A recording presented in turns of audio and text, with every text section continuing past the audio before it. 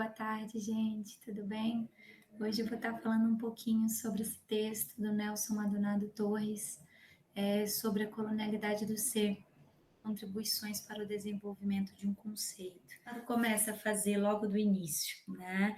Ele começa a tratar sobre o conceito de colonialidade e decolonialidade, da onde que surgiu, né? A importância de, por exemplo, inúmeros pensadores, filósofos, estudiosos que quebraram paradigma mesmo e se permitiram, né, resistir contra essa epistemologia, contra essa filosofia meramente ocidentalizadora, né, para poder escrever e pensar sobre a colonialidade, tanto do poder quanto do saber e do ser. Então, ele vai traçar vários outros pensadores, vai falar sobre Walter Miolo, né, que cunhou o termo, mas em seguida ele vai fazer o quê?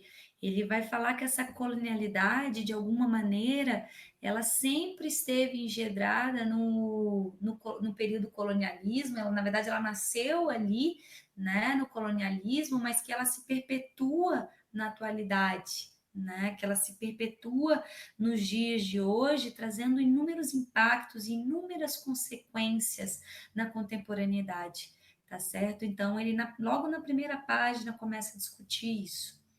Em seguida, ele vai justamente aí falar sobre as três, de alguma maneira, de maneira rápida, sobre a colonialidade do poder, do saber e do ser. A colonialidade do poder está mais assim alinhado com as diferentes formas de exploração e dominação, né, dos colonizadores. Ele vai falar que a colonização do saber já está mais alinhado aí, por exemplo, as inúmeras epistemologias criadas e construídas para compactuar e reproduzir esses interesses hegemônicos, né, dominantes, tá certo? Para subalternizar as comunidades, né?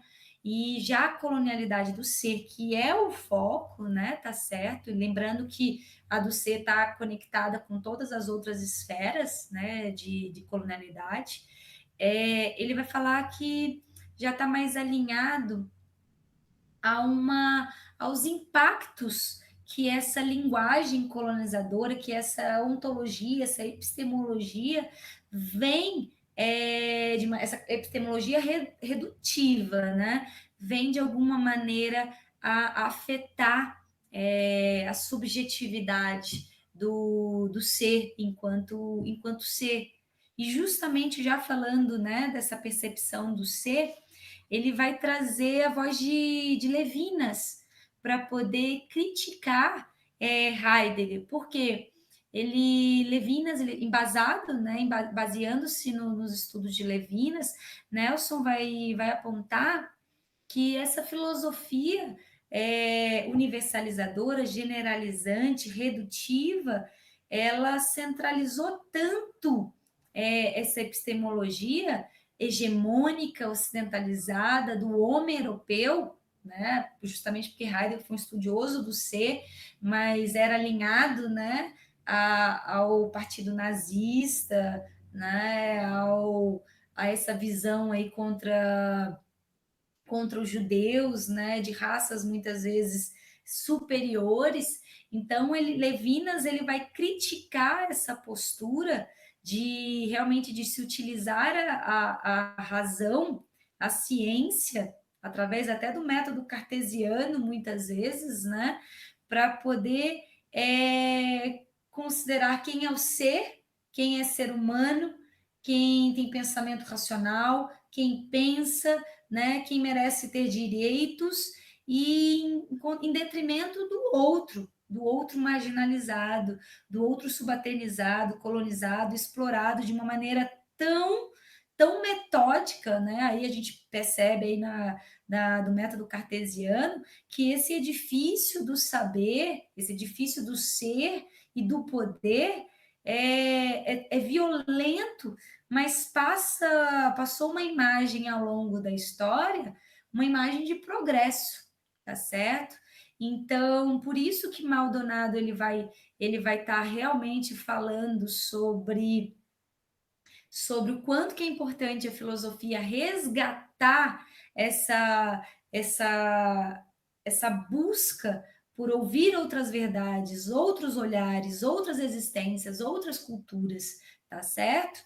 E aí o Levinas, ó, o Nelson, ele segue realmente falando que de alguma maneira a Levinas ele fala que antes de buscar compreender o ser enquanto ser individual, é preciso perceber a beleza da filosofia é a valorização e o reconhecimento do outro. Então, na verdade, a beleza da filosofia é a acolhida e a valorização da alteridade da humanidade do outro, tá certo? Então, essa história do ser foi completamente deturpada ao longo da história, né? Porque se criou uma ontologia muitas vezes centralizante, muitas vezes como é que se diz, redutiva, que marginalizou e deixou fora da história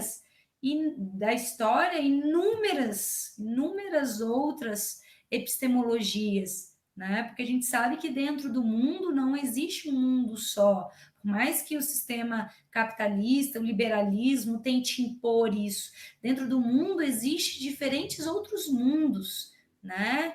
E isso ele vai tecer críticas, né? Nelson vai tecer críticas contra essa postura universalizadora que não reconhece o outro enquanto indivíduo. Tenta, na verdade, forçar esse outro a se adequar a essa carapaça, né? A esse ser superficialmente construído para se adequar aos ditames, aos interesses capitalistas, tá certo? Então, aí, justamente, estava falando, né, que Levinas concebe o nazismo e o antissemitismo como tentativas de abandono radical do caminhar da filosofia, do que significa a filosofia, do que significa essa caminhada, essa jornada humana, tá certo? Então, ele vai falar, a principal crítica à ontologia é que ela não leva em consideração o diferente, ela é uma generalização, uma universalização, é um pensamento totalizante carregado de violência contra o diferente. Aí que ele vai entrar numa outra análise muito interessante, tá certo? Sobre o quê?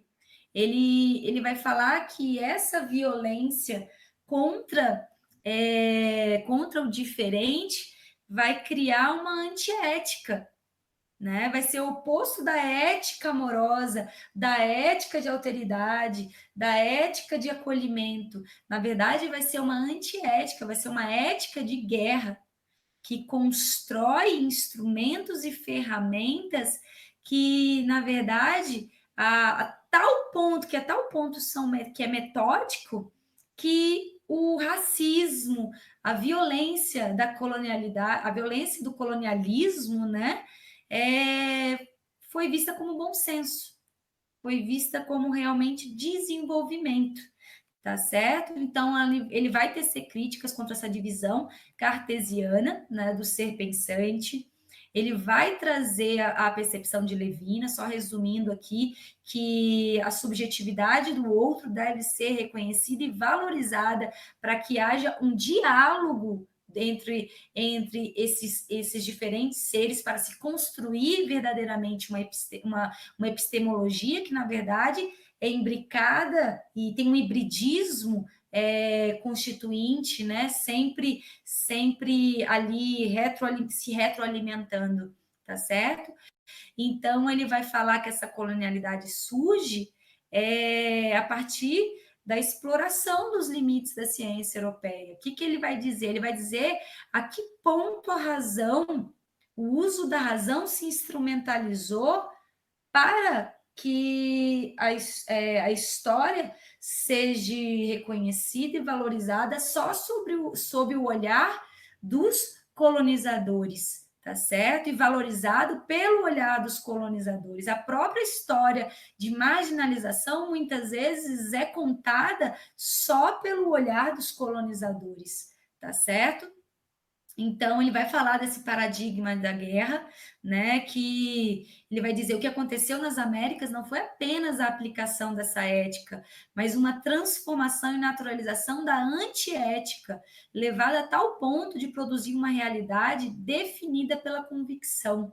Né? Então, a todo momento, ele vai falar, ele vai fazer um paralelo com o edifício do saber cartesiano, que se diz que está sendo moderno, que está sendo progressista, que está em busca do desenvolvimento, quando, na verdade, se compactua ainda, às vezes, com outros instrumentos da mesma percepção redutiva, centralizadora e preconceituosa e racista, né? E aí ele vai dizer, a descoberta e conquista das Américas foram um evento histórico com implicações metafísicas, ontológicas e epistêmicas, né? Que ele vai dizer, através de Levinas, que, na verdade, esse contato do colonizador com o colonizado, na verdade, não foi um contato verdadeiro, tá certo? Porque um contato verdadeiro, descobrir de verdade a América, é descobrir as suas vozes, é descobrir os seus povos, é reconhecer e valorizar aqueles que estavam lá. Então, na verdade, esse contato não reconheceu o outro enquanto ser, só viu ele enquanto outro que deveria ser, como é que se diz, colonizado, né? A bel prazer aí dessa antiética que eliminou as diferentes formas de existência, tá certo?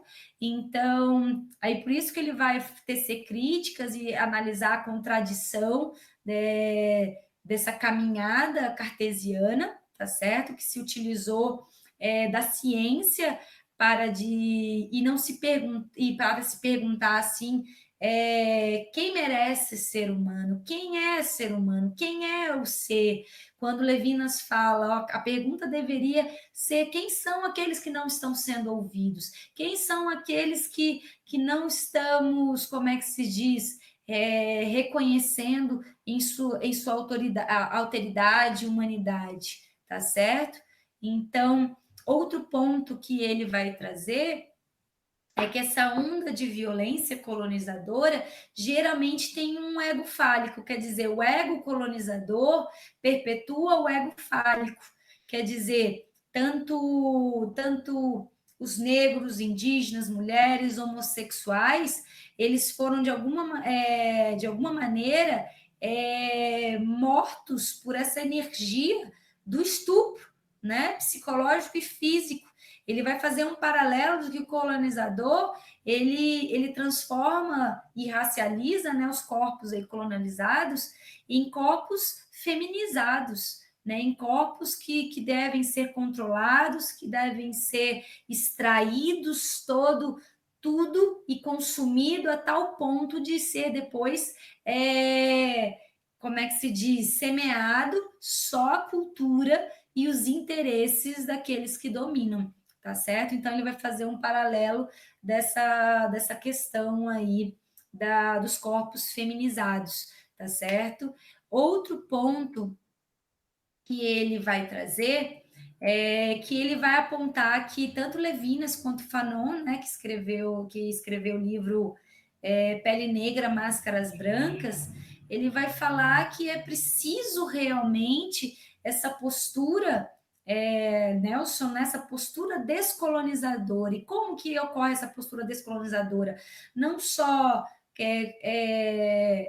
abraçando, né, um teor político e epistemológico, mas Levinas, principalmente, vai falar sobre essa acolhida através do amor, que esse respeito à dignidade e à valorização do outro tá imbrincado aí, maior dignidade, mais justiça, mais igualdade, tá certo? Tudo que o liberalismo está na contramão, né? Que ele busca o tempo todo esquecer que a filosofia deveria estar conectada com uma filosofia de uma ética amorosa, de uma ética que reconheça as diferentes realidades, tá certo?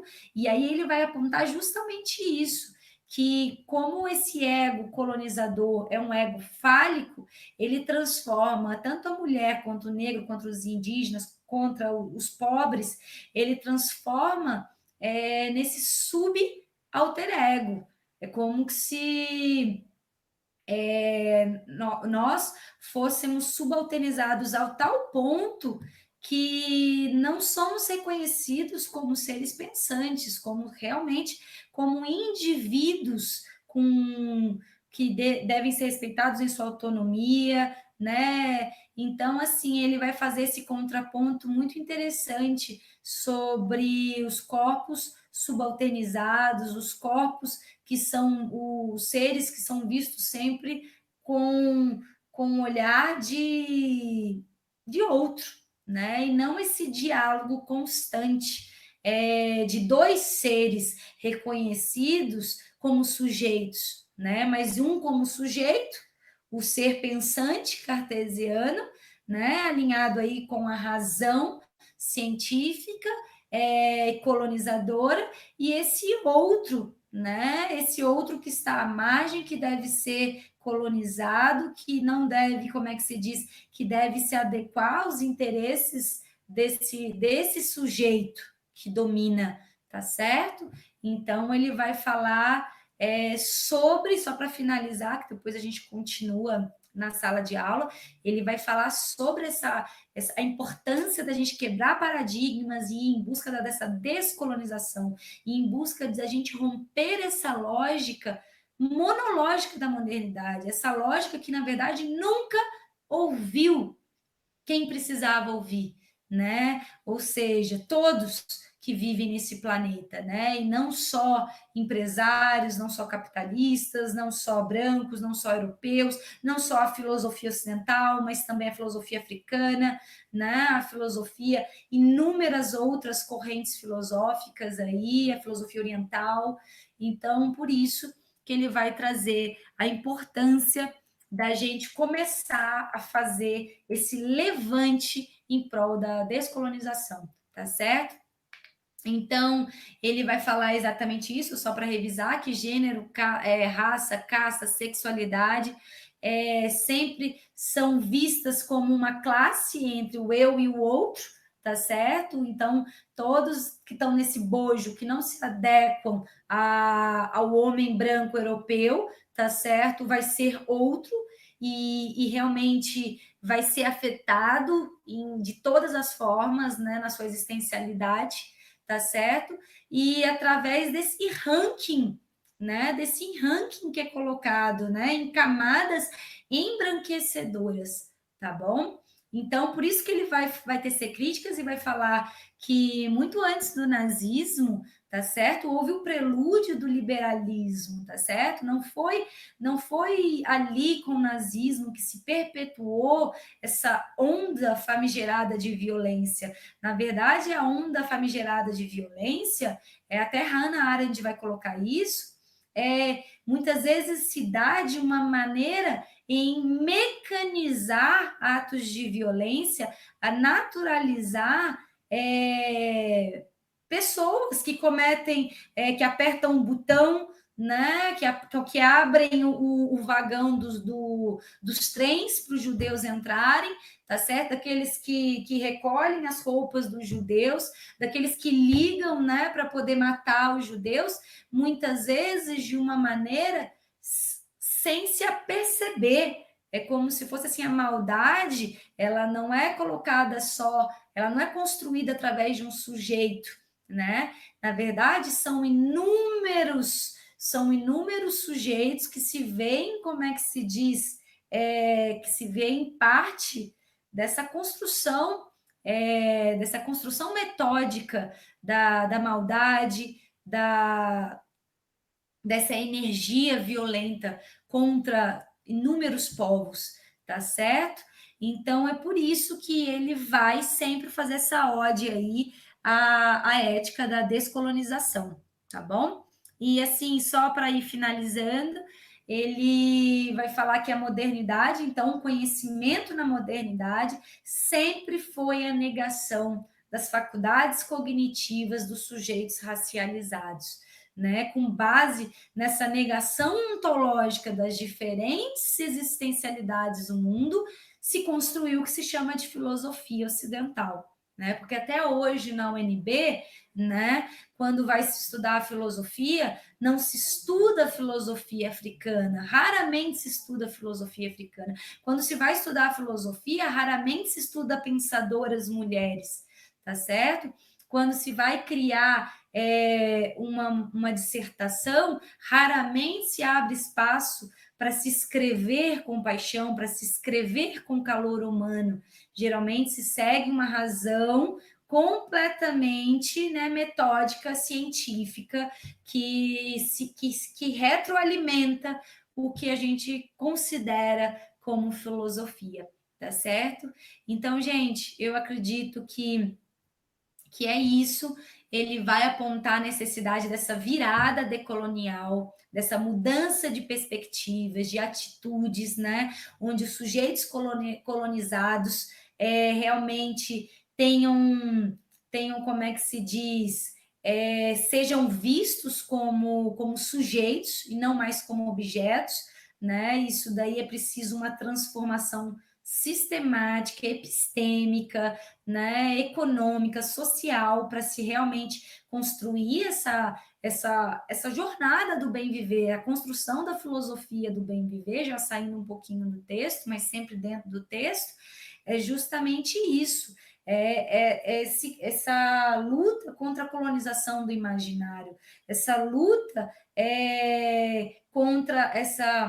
contra esses povos que foram subalternizados. Então, a filosofia do bem viver, de alguma maneira, vem com o intuito de reconhecer diferentes epistemologias, de valorizar a sustentabilidade, de reconhecer a natureza, né, e o homem como sendo interconectados, tá certo? E não um mero objeto de consumo, tá certo? Mas é isso, gente. Espero aí que vocês tenham compreendido, sai um pouco confuso, né, quando a gente não está apresentando verdadeiramente para outros indivíduos, para outros seres e sujeitos, mas fica um pouquinho da ideia, né, que ele trouxe. Justamente ele traz essa ideia da transmodernidade, né, a importância aí desse convite a se pensar uma modernidade que de alguma maneira seja dialógica,